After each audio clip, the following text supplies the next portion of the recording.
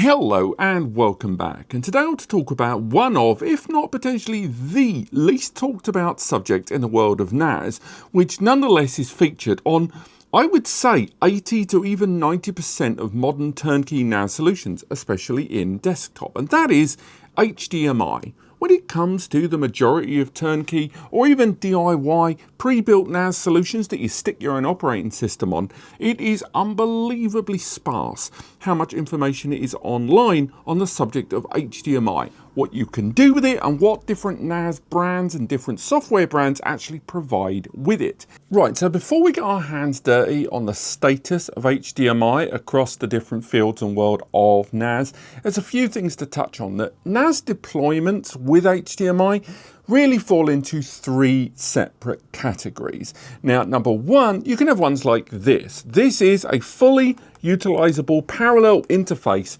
compared with that of your NAS. So unlike accessing the NAS via the local area network, via your web browser or a dedicated app, systems like this allow you to have a completely separate dual running GUI where you can install applications and interact with the device just like you would a standard computer, KVM, keyboard, video, mouse. Now the second instance is like this. Command line based. Now this is using a TerraMaster NAS, but if you're using things like TrueNAS or Unraid out of the box and a few other operating systems on hardware that has an HDMI output, you will generally always find that it outputs very low level command line that you still have access to for, if not troubleshooting, then full system control if you have a handle on command line to do so. And although the TerraMaster one like this is really all you get. You can identify the IP and that's really it. And as you can see, depending on the resolution, it shoots there into the corner.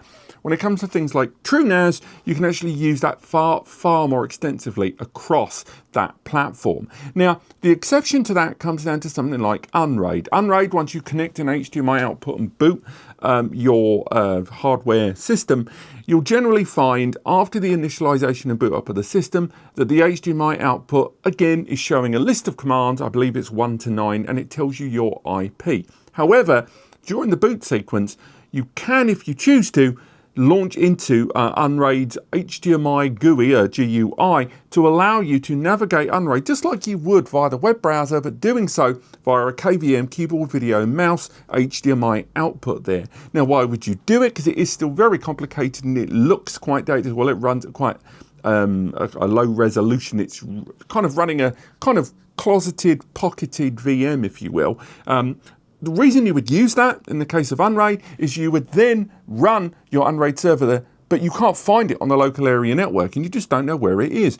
Having the HDMI output allows you to KVM into the system, identify the IP or change the IP to a different static or the grouping, and then from there allow you to find it a great deal easier on the local area network. So I would always advise Unraid users as a fallback position to enable that graphical user interface output there from the HDMI. We'll use some resources, but it's a nice fallback position to have if your system's got the oomph. Now, the final kind of way that some NAS software and hardware uses HDMI is to do with pushed selective applications there. So whereas our first example was a parallel GUI and our second example was command line, this falls somewhere in the middle. This is available for brands such as UGREEN, some of the newer generation ones that are built on FNOS.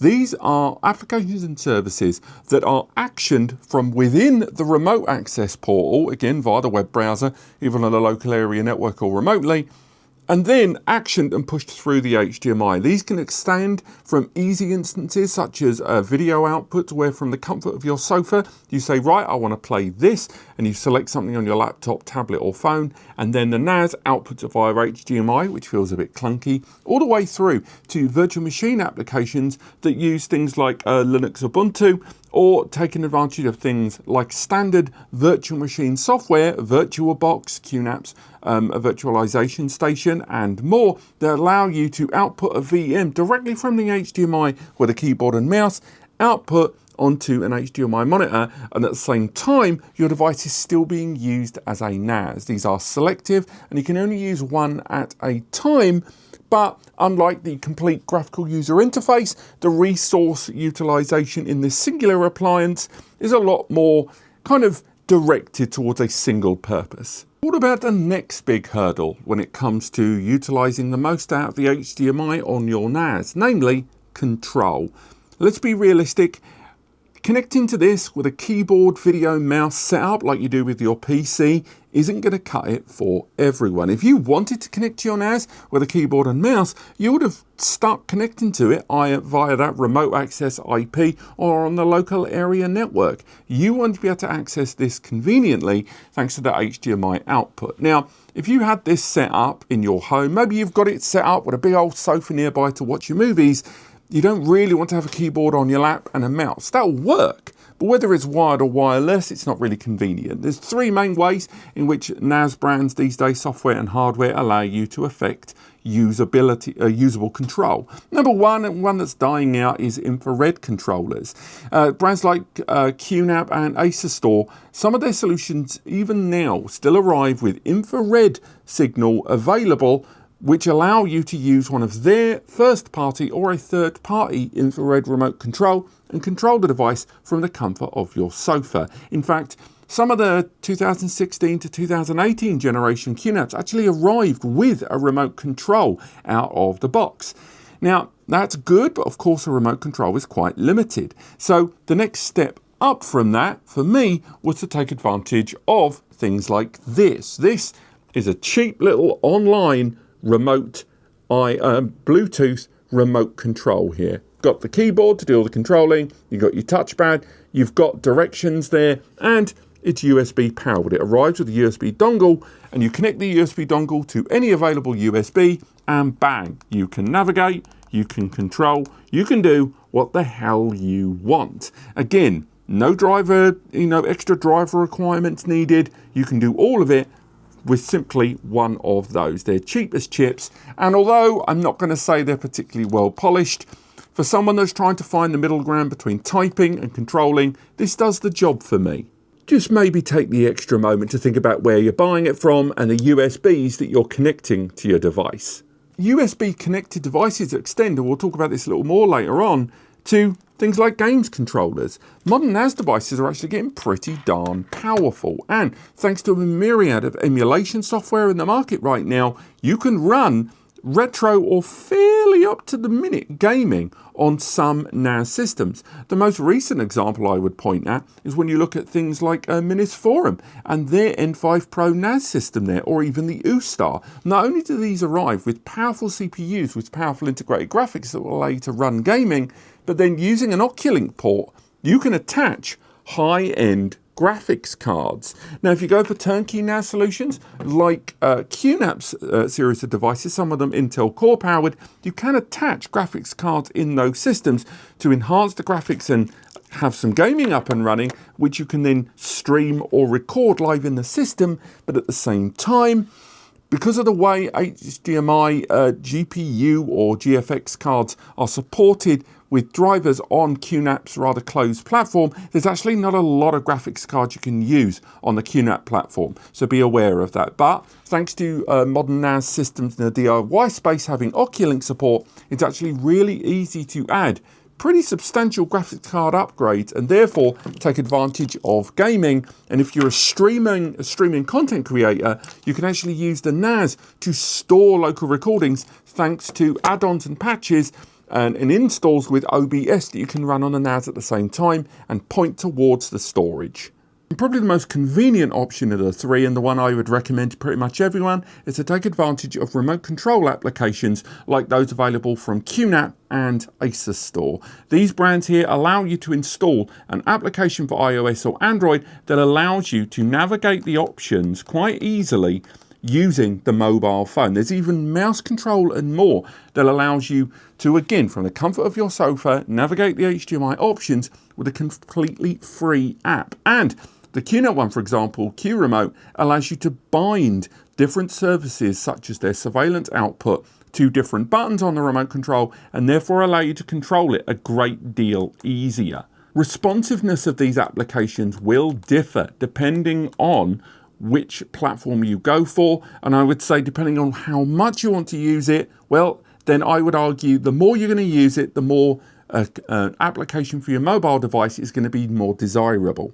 Now, of all the platforms that have support of a parallel user interface via HDMI, up until recently, and by recently I mean about 1.5 to 2 years, I would have said QNAP were the market leaders. Not only do they have a series of their own applications for music, for video, and controlling QTS itself via the HDMI appliance, but they also have dedicated appliances and applications for things like Jellyfin to have HDMI output and Plex media player. Now, keep in mind, these applications are client apps. You do not have server level control. These client apps are not much different to the apps you get on your mobile device or the apps you have from your smart TV. They still allow you to HDMI out your multimedia, but you can't control the server without, once again, remote accessing the IP. Now, there are exceptions to that. If you use something, for example, like Kodi. Kodi is still available if you go via the unofficial app store, and we'll get to that later on, that allows you to run Kodi from a QNAP NAS. You can connect to all of the multimedia on your QNAP NAS, and then from there you can go ahead and set up a lovely multimedia collection that is playing directly. So no concerns with regards to accessing the device and your multimedia being too dense, because unlike converting it or using remote access where it might be throttled by bandwidth, this is directly via HDMI designed for outputting this media. And Kodi, although it has something of a mixed perception online, I would still say that if you're looking at getting a NAS to output your decades of media via Kodi, QNAP is still one of the best gigs in town, with multiple versions of Kodi available on their App Center,